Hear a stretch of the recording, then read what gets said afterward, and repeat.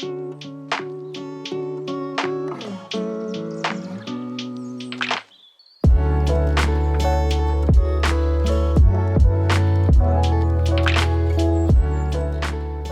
to the Vine Street Studio Art Gallery's first virtual exhibition, Vine Online.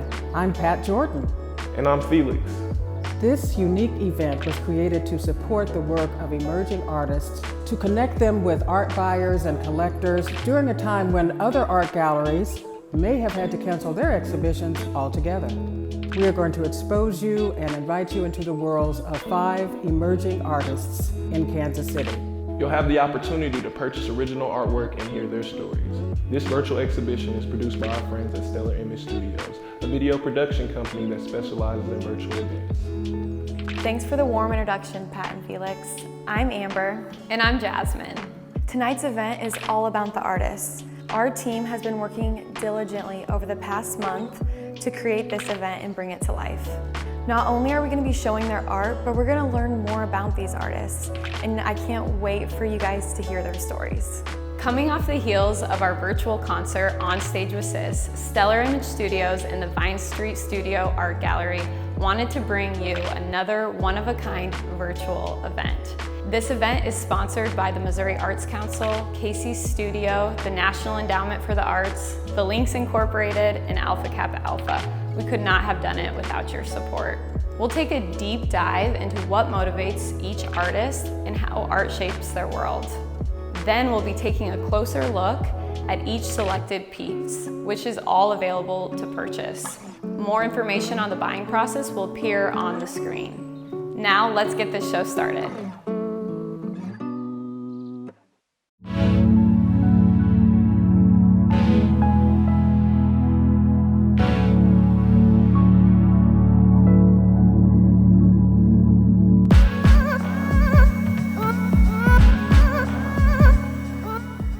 My name is Kayla Hansley. I'm from Kansas City, Missouri. I own a business called Back Naked, which is incorporated of a few different things. I'm a seamstress and I sew different head wraps and skirts and garments and cultural type of fabric.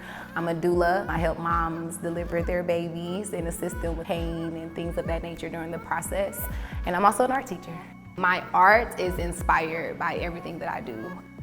The first time I know I wanted to be an artist was when I was really young. I used to play with my Barbies and things endlessly, and I would try to use my creativity. I would bring it out in the clothes and in the fashion, and that's how I got into being a seamstress. From there, I just got around some artists and was like, I can do that. I think that I could put something on paper, and I did it, and it was mine. The first painting I made was abstract. I'm a color person. I like to color block, and that painting sold as soon as I put it on Instagram. It made me feel like this is it. Not only are you in love with this, but people also enjoy the fact that you do it. It's confirmation. It's like you're on the right path. You're supposed to be expressing yourself this way. On canvas, it's kind of different for me when I draw people because I like for them to remain faceless so everybody can see themselves in it. And it was easier for me to portray that in digital art, which is something I actually started during Corona of all things. It really gave me a time to sit down and explore other things that I wanted to do. So I bought my Wacom tablet, I hooked it up to my laptop, and I just kept practicing and practicing. A lot of my art has these mistakes and nobody knows that it was a mistake. My art allows me to show you exactly the things I really don't want you to see, and then you see them and you're like, I'm gonna buy that. These here were more so through my journey of being a doula and seeing women and just seeing life happen in front of me. So a lot of these pieces are inspired by those women or by the fabric that I use and things of that nature. My piece forward was actually inspired more so about my seamstress lifestyle. I saw an image with a lady in this bright pink head wrap and I said, oh, I can make that. But it wasn't like this piece that you see here. And I'm gonna give away a little secret. It was a mistake. So like the way that the fabric is kind of flowing, almost looks like it's moving in the wind. The first stroke of that, I picked the wrong pen and it smudged it. And I was like, oh, what has happened? But then I just kept going and I kept going and I kept going. And it just literally, it just kind of took over the piece. And when I looked at it, I was like, she's moving forward.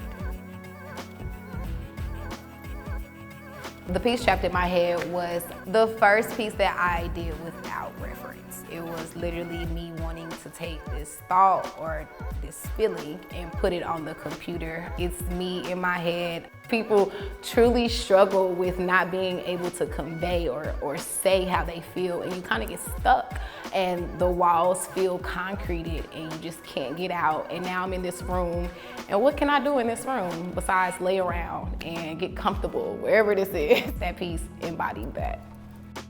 My piece is actually untitled, but it was inspired by one of my moms. She sent me a picture with a lady holding this basket and this baby. That's the versatility of a woman. I'm holding this, I'm holding that. So then I got on that, added all to it, color this, color that. But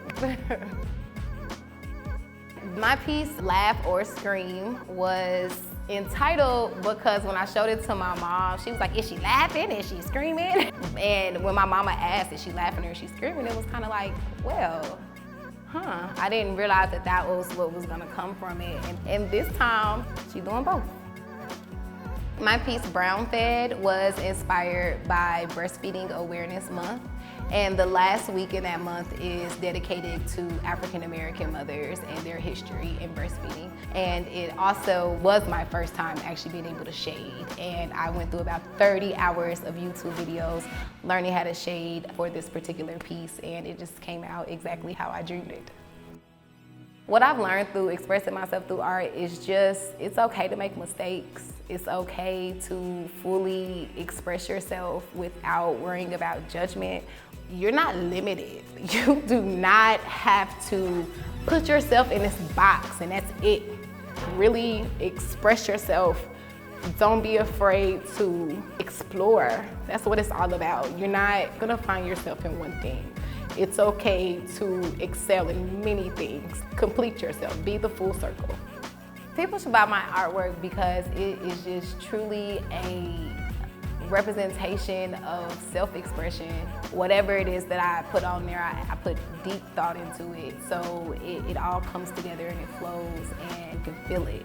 I would just really like to give thanks to Felix and Pat both for just the opportunity. I would have never dreamed myself to have an opportunity such as this.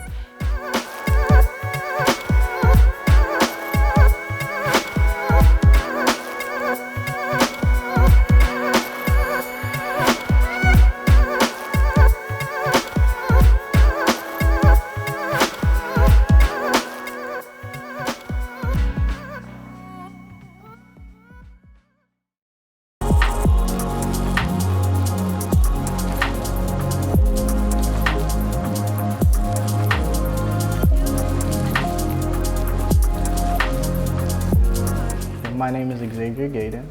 I go by Boxhead Arts or Boxhead on my Instagrams. I'm an artist, traditionally watercolor. Been doing watercolor for about 11 years now. I've recently switched into digital. 2.5 years ago, my mother passed away, and I am one of 4, and I'm the youngest. So watching my older brothers grow up. One of my older brothers has Asperger's, and my mom took the executive decision to not tell him anything until the last moment. So on her deathbed, he was lashing out heavily at everyone else because he didn't understand. No one told him. He didn't know why it was happening, why the doctors couldn't save her, what was going on. And so when she passed, he lashed out heavily and he just left. I'm writing a book. The title is in the works, but it's about a man coming to terms with losing his mother. And in this book, he basically goes through the motions and begins to lash out at others. The pieces I've chosen, they're all characters within the book, and they all have individual backgrounds and characteristics in my book. Endless Place is basically a mindset. So my character, Adam, he's been one of my characters before I even started the story, before I started anything. One of the people I would always draw. And whenever I would draw Adam, I would always be in deep thought. And so when I created Adam, he became that person of deep thought, of wisdom, of always moving forward. So Adam is always in thought, and this is the creation of that, falling into all that thought. just diving into your mind to the point where nothing else matters. The next piece is two sides of one coin. In my story, even though Daniel dies, his body holds all the rage and it turns into a beast. It's just anger, rage, and nothing else. And that's why the front half, on the left side, you can see his lifeless body kind of hanging. And on the right side, a monster spawning from it, which is that anger. Time's only master. So in my story, my characters hold different elements. And the oldest holds time, the concept of time. And in my story, the oldest ends up dying as well, and his daughter takes on all that power. And so she has to see everything and understand everything. And that comes from me watching my older brothers as the youngest, seeing what they did and watching their mistakes and not falling into them. So that's what she is. She just sees everything and tries not to fall into that same hole. Susie is a reflection of me through my childhood. So in that picture of Susie, it's just her thinking. Susie is a very in her mind kind of person. And she just thinks and ponders and understands on a day-to-day basis all the time. And that is where that picture comes from. It's just her continuously thinking. What will become of me is a reflection piece on not really understanding what happens next. He is a twin brother of the main character. In that picture, he is coming to terms with him dying, but also not sure what will come of him after he dies, because no one really knows. That's why it's a very colorful, very vibrant piece to just reflect the different thoughts that are going on in his mind at that moment. I create in my living room. I have a little studio off to the corner. I have two different processes when I create my art. For the first one, I just shut off my brain. I just let my pencil do whatever it's gonna do. If I find a shape or something that I like, I create from there. And then the second one is how I feel. So if I have a really rough week, I can push all of that onto the paper and turn it into a picture. How do I see the future for my art? I see it going in many different directions. Publishing my book, I want to do more gallery shows. I want to become an actual household name with just big, fancy art. I've always wanted to do that. I've always wanted to step into the animation aspect as well. And I've also always wanted to create music videos with my art as well. So there's many different avenues and things I plan on expanding on as the years go on. Thank you, Felix and Pat, for the opportunity to be a part of this show. It was an amazing opportunity, and it's the first time I've shown my work this year, so it makes me feel really good that people still want to see art, even though we are in a pandemic.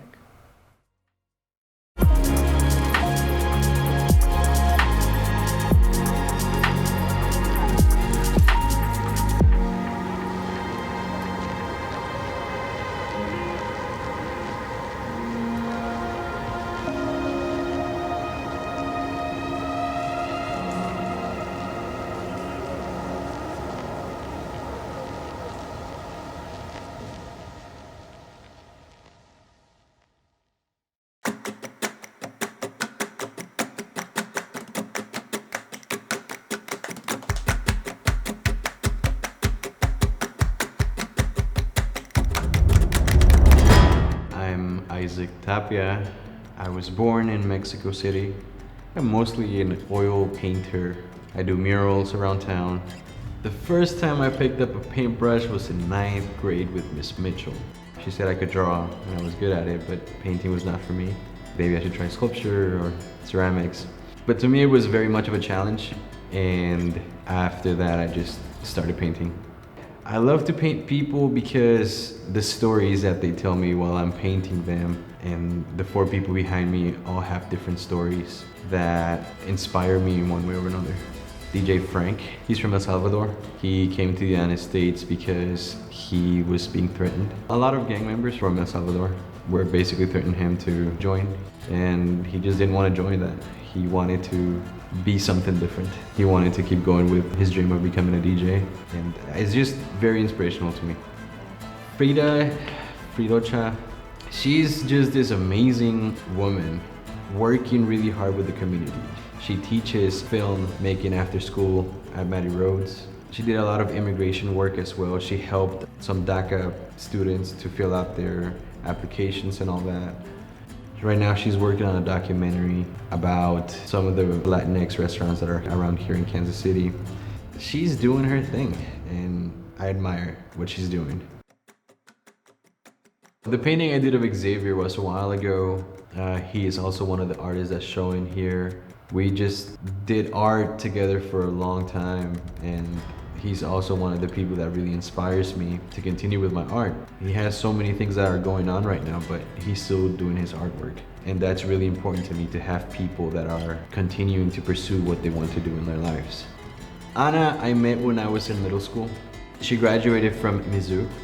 To me, graduating is one of the biggest things, at least for our community as Latinx. Not everybody graduates from college from where we're from. When I create my art, I usually go to the Interurban Art House, which houses a lot of studios, a lot of artists, and I get to be one of them. My process for my paintings, I sketch out what I'm going to paint first. After I sketch, I'm just gonna add the linseed oil on there, start sketching with the paint and the brush, and just start adding color. Whenever I paint, I do like to listen to music. I love salsa music because it just gives you that. And I just love listening to salsa music when I paint. There's so many things that I want to do in the future. I want to join the American Society of Portraiture. I want to join the American Society of Oils, apply for juried exhibitions for my portraits. I really want to travel around the United States painting murals. I really want to somehow, some way become a master painter, but a living master painter. I don't want to be a dying master painter. I'm always very nervous when I show somebody my artwork.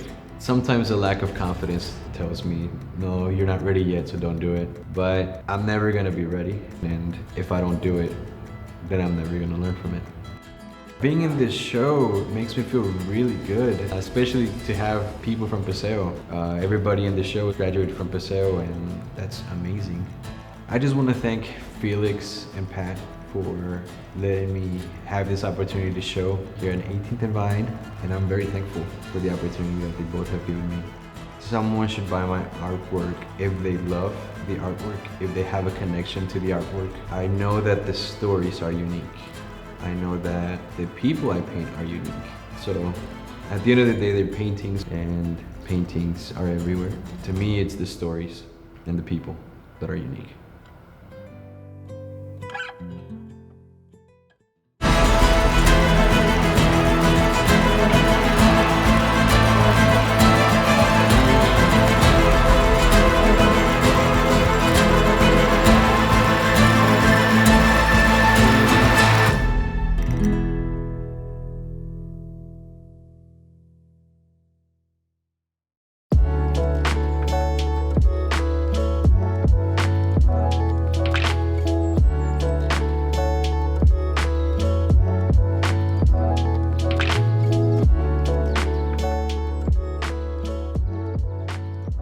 Everybody, my name is Jass. Thank you so much for tuning in to Vine Online. I'll be doing 2 songs today, one of those being A Long Ride and Lifetime. Thanks for watching.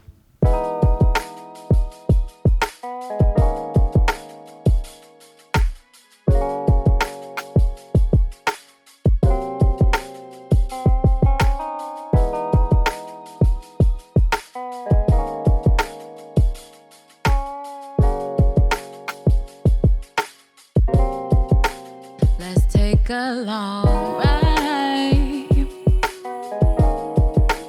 hop in and just drive. Windows rolled up tight.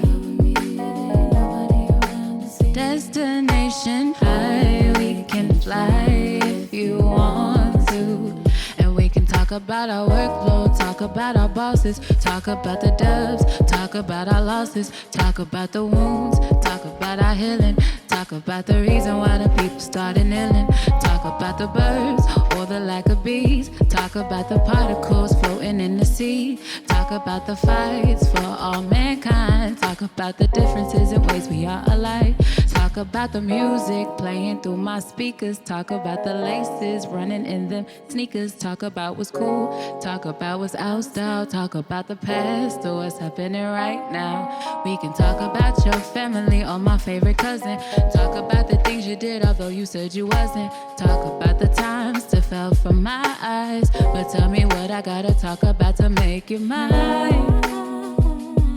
Cause darling, we are running out of time, and what you're looking for you might not find.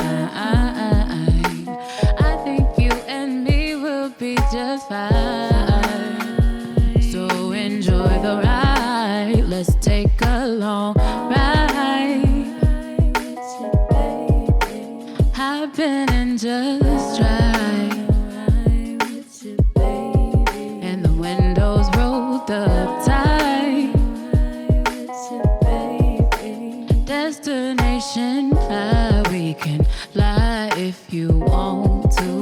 Ooh, ooh. Or maybe we could see a movie, or maybe we could see a play on Saturday, or maybe we could roll a tree, or feel the breeze, or listen to a symphony, or maybe we could chill and just be, or maybe we could take a team and listen to the blues, and maybe eat some passion fruit, or maybe cry to the blues, or maybe you could ride with me. Ooh, hey. Just know that I wanna ride with you, baby. So maybe we could see a movie, or maybe we could see a play all day on Saturday, or maybe we could roll a tree, or feel a breeze, or listen to a symphony, or maybe we can chill and just be.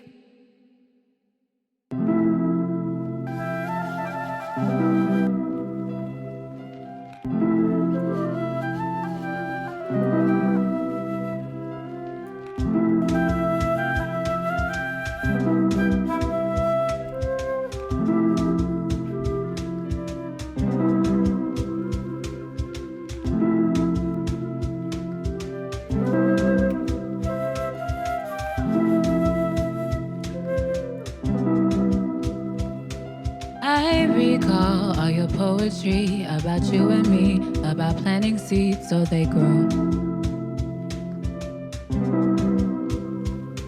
You seem to think I was on the scene, on the TV screen, just can't remember the show. So who's to say that this is the first time that your path has crossed on mine? And I will admit it, that the timing was divine this time. I won't say goodbye, because I know that I met you a lifetime ago. You seem to remember me. I can't let these memories go, even if they're in my dreams. I met you a lifetime ago, or maybe so it seems. Would you wanna spend a lifetime with me? 'Cause I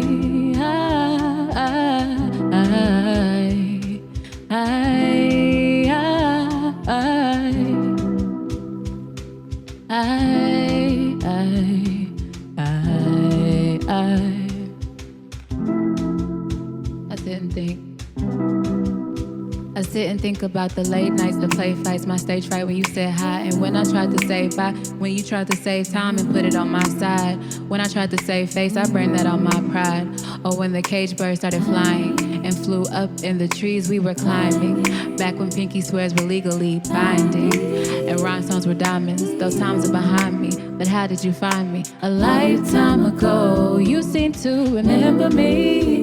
I can't let these memories go, even if they in my dreams. 'Cause I met you a lifetime, so it seems. Would would you wanna spend a lifetime with me?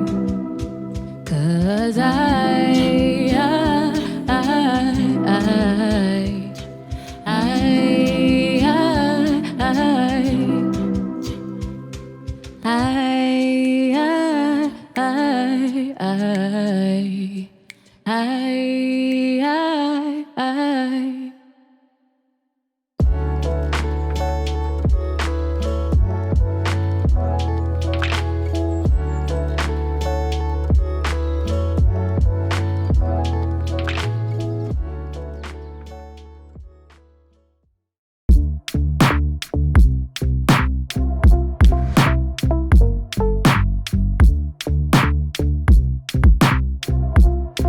My name is Rodrigo Alvarez Emberno. I go by Rico because that's a mouthful. I come from Uruguay. I'm originally from a little town called Nueva Palmira in the state of Colonia. I came here at the age of 14. I'm a metal sculptor. I'm a painter. Anything that I can do pertaining to art, I will try it. I think I always knew that I wanted to be an artist. I was always drawing, I was always painting, and I was always doing anything that was art related. Kindergarten, I remember kids actually giving me money to draw their cartoons and things like that. So I always knew that I'd be somehow involved with art. I remember there being freedom and a certain therapeutic feel to letting yourself go on paper. Yeah, it was very liberating. There was no writing, there was no history, grammar, there was no rules. Everything goes in art, which is pretty cool. The conditions in Uruguay, as far as their economy, was horrible. I did encounter hunger and that sort of thing. So I did see those hardships, but I learned that there's so much beauty in them. There are stories that I have now from when I was growing up that humor me, that bring smiles to my face, that tend to be otherwise negative. When I first got here to the States, I attended Northeast High School, and someone had seen me draw and they told me that I should definitely go to Paseo, and so I switched over and I've been doing art since. Come into a completely different nation that uses a different language and you feel powerless. So I went through that for a good year or so. I befriended a whole bunch of people that propelled me to talk more. And I think that because art does transcend language, I do think that I was drawn to it a bit more, and I was definitely more focused into it while in high school because I avoided every conversation that I needed to have.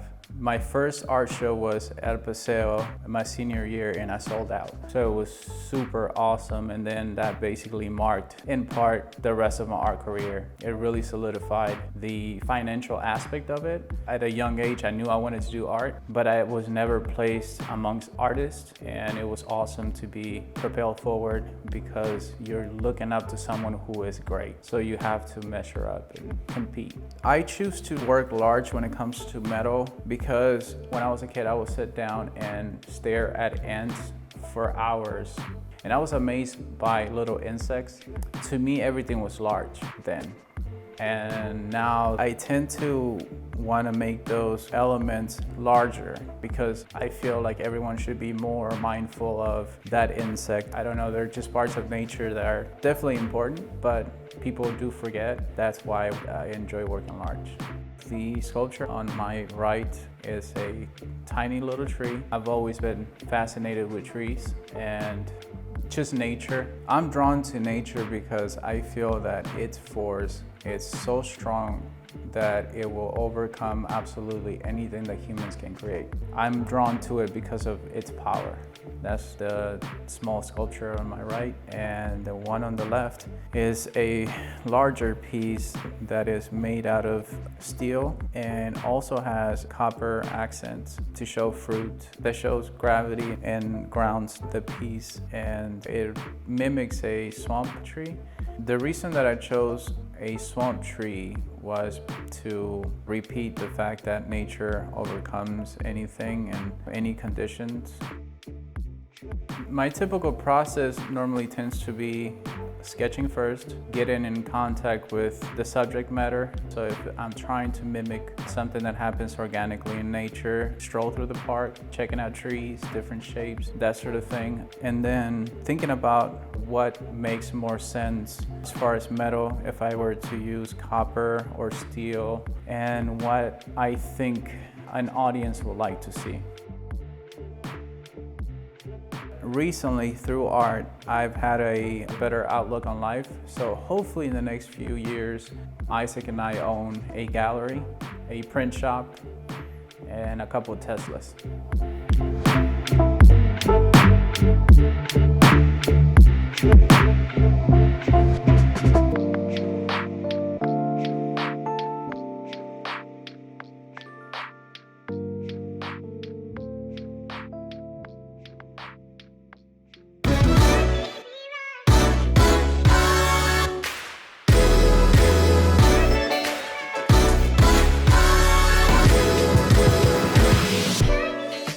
My name is Tiana Jones, and I am a visual artist. I work mostly in paint, but I like all mediums like ceramics, drawing, printmaking, and all that good stuff. I'm introverted, so even though I love people, I feel like it's kind of hard for me to communicate with people. So through art, it has given me a voice to be able to connect with people and communicate how I feel without actually having to talk to people. I remember when I first transferred to Purcell, going into art galleries and museums, you never see people that look like you, and it's kind of unsettling. But I remember we went to a field trip to Hallmark headquarters, and they had a Kahindi Wali painting. And I was like, oh, Black people paint? Representation is important because, for one, you need to know what you can do. You grow up and all you see is the negative things of Black people on TV. I feel like to see that there are so many more possibilities than we are shown on television. Seeing that painting, now I know it's possible for me to be able to paint and live off of that and be able to have a voice. Art is an important way to keep that history, and through this work, I want to portray the history of a normal Black person, not just a king or a queen or a celebrity, a sport player, just an everyday person still living life and still deserving to be seen and heard. I would love to be an inspiration to Black kids to know that the possibilities are endless. When I was a kid, my parents always had me in everything. I was in an art class at the Nelson when I was young. We did a little ceramic thingy, and my mom, she thought my piece was good, then she saw what another kid did. Their work was so amazing, she was like, oh, maybe we should try something else. But it turned out that if I just try it again, that's one thing I like about art as well, is that you can start off not being the most amazing artist, but if you keep putting in the work and putting in the work, then your work can be amazing. So I'm glad I didn't give up. The biggest thing that motivates me is the possibility that I can actually change lives. I've always felt like I don't really think like the average person, and I feel like people don't really see that representation of there's more than one way to think about something. I think the biggest change that needs to be in the world is that we just need to love each other more. We feel like we're so different, but we're all lost, we're all hurting, we're all just trying to figure it out day by day. I feel like we created this social construct of being separate or putting ourselves on a pedestal, when in reality, we're all the same. Nobody's better than anybody. We can love each other, and I feel like the world would be so much of a better place. My studio is currently in my closet. It's a pretty decent sized space, but I feel like it gives me the space to be creative and not have any distractions. So usually in my work, I try to first think about what I want to say. So that's the hardest part. And then I usually paint from photographs, so I gotta get pictures and photographs of people to get my reference right. And then I just go into painting, which is the most relaxing part. And now I can just let my brain stop and I can just paint. So Hidden Figures, it took me 2 years to create it. I did it about 6 pieces at a time. The piece really kept growing with me as I grew with it. With this piece, I was thinking about the importance of the mundane Black person. I feel like in the Black community or in the world in general, Black people have to be extraordinary in order to be important. You should be able to just exist and still worth being seen. Hopefully somebody will buy this piece because they can feel the message and they also want to portray that in their space. In Summer Breeze, I wanted to bring joy to the viewers, so to see a Black woman with flowers and stuff, it looks so beautiful. It's just a beautiful sight to be viewed as this graceful being. My other pieces are Granddaddy's Shoes House 1 and 2, pink shades and yellow shirt. And they're all a series of childhood paintings. I had a great childhood, and nostalgic pictures and childhood pictures always bring you back to this good state. As an artist, I feel like that childhood mentality makes you a great creator. I feel like those pieces really brought me back to being a child, being in Arkansas with my family, and it was just a great experience. I wanted to portray that through my work. I think my ideal buyer would be somebody who really appreciates the fact that we are all equal, and people who are not extraordinary should be able to be admired and valued just the same as people who are. Hopefully my future entails having my work in museums and galleries, being able to travel, and just being an inspiration to young Black artists or people who enjoy the arts altogether.